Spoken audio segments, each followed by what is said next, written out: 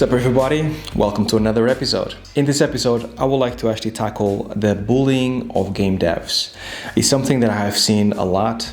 The more people get into games, the more they feel they have the right to kind of like antagonize game devs when things are not on time, or when there is an update that hasn't been to their liking, or if perhaps like the game is not in a good status anymore. 9 times out of 10, it's not their fault. So let's talk about it in this episode. So first things first, if you're new to the channel, welcome. Nice to have you here. My name is Harvey Newman. I'm an animation director for a games company called Build a Rocket Boy, and I've been in development for many years now. And one video that I haven't tackled so far has been the abuse of game developers throughout the years. And I'd like to start by saying that most of the stuff that I'm going to say next is basically comes out of what I think is lack of understanding from the players to how the games are made, especially when it comes to AAA studios, big studios. And I'd like to actually start with the biggest example of this year, the biggest game arguably of this year, which is going to be Cyberpunk. Cyberpunk got delayed already many times, and it's been in production for about 7 years. So it's a long period of time to be in production. And I actually think that CD Projekt Red, with this game, from the very beginning, wanted to make sure that there was no overtime, there was actually like the game was released on time and all things were well. I remember when it first came out, the teaser for the game in 2013, they basically said it will come out when it's ready.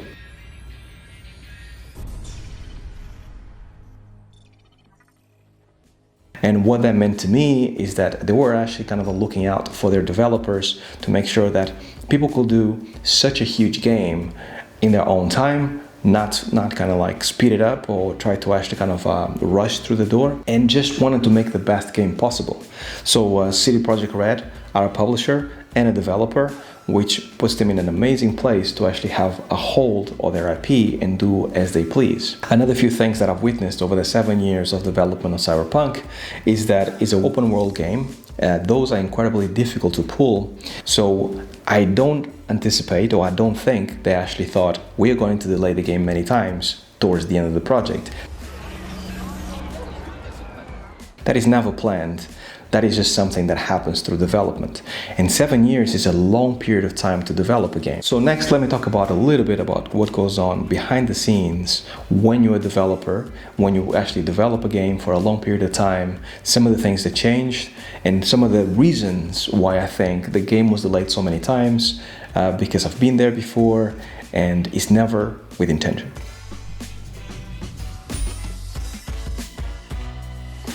Because we are a young industry, I feel like there's quite a lot of lessons to be learned from both sides, players and developers.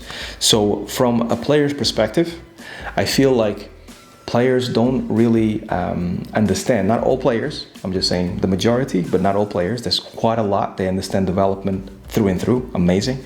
But the majority of players doesn't know what takes place in games development. They don't know how a game is made, basically. They know certain parts of the game, how the game is made. They know what a game director is, or they know what an animator does.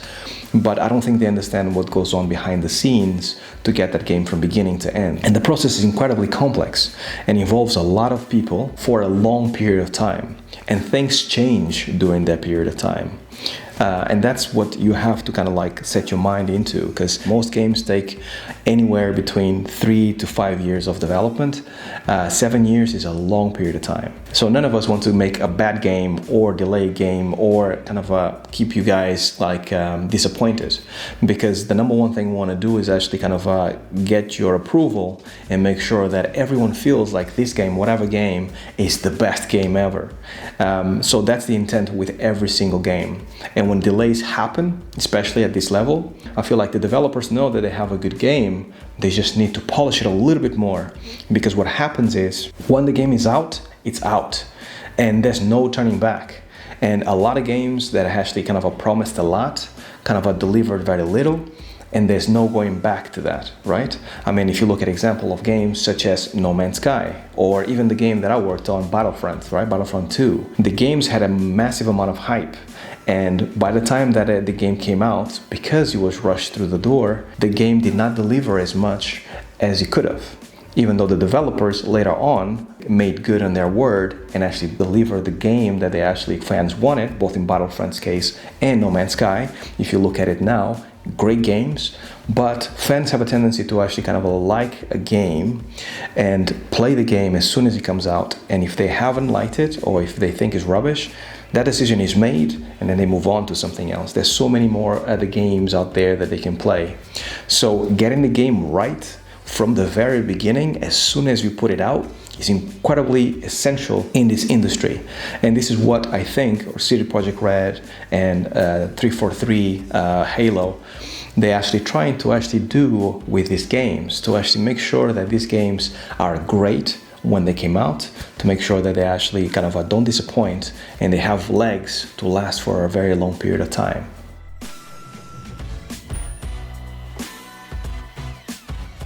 Now, talking about pace, that's yet another variable that is not kind of nailed down. Once again, partly because we are a new industry and partly because different studio works in different ways. Sometimes you can have the best projects, like super well managed, exactly on time. If you actually do this in 5 years, by this point we're going to be here. Because of the variables that actually, of how long it takes to actually make a game, things change, and sometimes you have like either lost a big piece of the puzzle, or the people are no longer there, or there's new features coming through the door, or the engine does not include it, so you need to change the engine to actually kind of now include a new feature that it couldn't do before. Those things take time, and that time needs to come from somewhere, right? All of a sudden, now you have to add more time to the end in order to give the fans, the players, a polished experience. So that's yet another variable that can actually happen, right? It doesn't mean that you didn't have a project that was well managed and you actually didn't want to actually do any overtime. It just means that something came, they kind of threw the plan off the rails, and now you're going to have to manage that a little bit more. It gets worse when it happens more than once in a project, and I've been in project that has happened many times, because then you're actually kind of spinning out of control and you're trying to kind of like put things back in motion as you develop the game. It's a lot of hard work, and I don't blame anybody, because every project has their own challenges, and it's part of the process. And only after being through it a few times, you realize that this is just games, this is how it works. You actually kind of realize that this is kind of how it goes. But if you are a gamer and if you are on the outside, it looks very much like things are chaotic and they didn't plan it correctly and all that stuff, and it's always easy to judge after the fact, right? I mean, while the project is doing well and is on time, great, but as soon as it starts slipping, all of a sudden it's like, what does this mean? It means the game is going to be rubbish or whatever.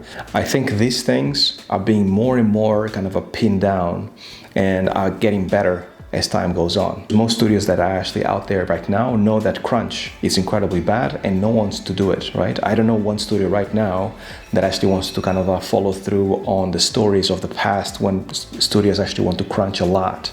So whenever you hear crunch stories, it's always really bad, and I'm pretty sure the studios nowadays feel the same way. But it's something that definitely needs to actually kind of be worked on. And over the years, it's going to get better. I have seen a massive difference in about 13 years that I've been in the industry. When I started, people used to actually sleep under their desks for weeks on end and crunch. I crunched for like 7-8 months straight on my first company. And I'm not saying that as in I'm proud of it. It's the worst experience that I've ever had, but it did happen.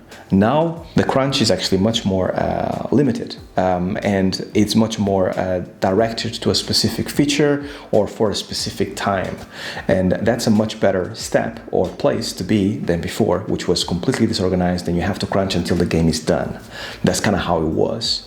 So things are definitely changing, and I guarantee you within the next 10-20 years things are going to be like put down in a formula that can actually work for everybody, just like cinema, right? Like when you actually, a movie comes out, doesn't matter if it's Ready Player One or if it's an indie studio, they have a budget and they have a time and they have planned it out and they do it, and normally it's within budget and within time, because there's a certain system and a certain routine to it. And I feel like games industry hasn't really pinned down that just yet, so this is why we actually get into these problems.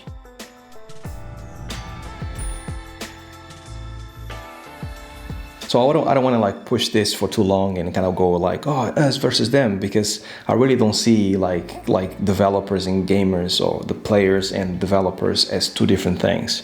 I genuinely feel like we are all one. We are all players, and we all want the best for the game or for the console or whatever it is. You should start seeing game devs as your allies. And whenever you actually kind of have some kind of thing to say about a game because you are so passionate about it, make it constructive. Every single time that we had criticisms, 90% of it is basically just noise. Basically like name calling and just like dissing here and dissing there, and it's horrible, and there's nothing you can do with that. 10% of it, 10-15% of it is actually like constructive criticism, as if like previously you've done this, why don't you actually have done this on this game? I think this game will be better this way because of these reasons. Why don't you actually kind of do it this other way? Here's an idea. Why don't you actually take it this way or take it that way? And those things are incredibly useful for us developers, because now you can actually kind of start a dialogue with a person and be like, why do you think that? Because we tried this because of these reasons. What do you actually think that will perhaps was better left instead of right? And that is a much better place to be, because we can start working together. You guys, players, are the people that we care the most. I don't know anybody that actually wants to look bad in front of you guys, no matter what they're doing. Like even the game that I'm developing right now, I want it to have the best animations ever, because I want you guys to play it and I want you guys to feel good while playing it, right? And it's true of everyone that I work with right now, and it's true of anyone that I've worked in the past. They want to make their best work so it is actually kind of showcased for you guys to be like, wow, this is amazing. Doesn't matter if it's environments or sound. Everyone wants to make the best game possible, because every single game that we make, it's us reliving our memories of the past when we were playing games in our pajamas at home, right? It's like now we're making it. Games, people live it, right? People actually kind of sit down and they spend hours on end playing the game and living it and really kind of feeling it. And the feeling that it gives you is like nothing else, because it's an interactive medium. So when you play an amazing game that makes you feel good, there's nothing quite like it, and you invest a lot of your time. But I don't think that passion should actually kind of go towards the negativity, towards the games developers, because we genuinely feel exactly like you. We are the same thing, right? We're all gamers, we are all players, we all want the same. So having that constructive criticism, having that conversation with you guys is the best thing that I found that kind of gives you the best games possible. Battlefront is the best example that I can give you, where we had a live service. We arguably had the worst game in terms of like loot boxes and all that stuff, right? Loot box fiasco was with Battlefront 2. And what happened between that and then now that the game is actually in a good state? We started talking to the fans. We started kind of having constructive criticism by a lot of people that were amazing on Reddit, on YouTube. And we started doing those things, and we started adding our own vibe to the game.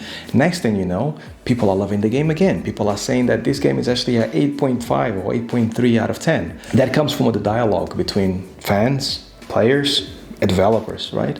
And that is a really powerful thing to have, and I felt incredibly blessed to be in a team that actually had that conversation and that kind of a relationship with the community. We all felt like superstars internally, and it felt like we all were making a difference, both fans and developers. We all felt amazing. We all felt like something was created that was special. And that's all I had for you guys. I hope that was not too negative. I just wanted to showcase some love for my game devs, because I know how stressful it can be when that gets augmented by having negativity and just slurs thrown at you and all that stuff. It just piles on that stress, and especially if you're doing overtime, if you're doing crunch, it just piles on and it just makes you incredibly depressed.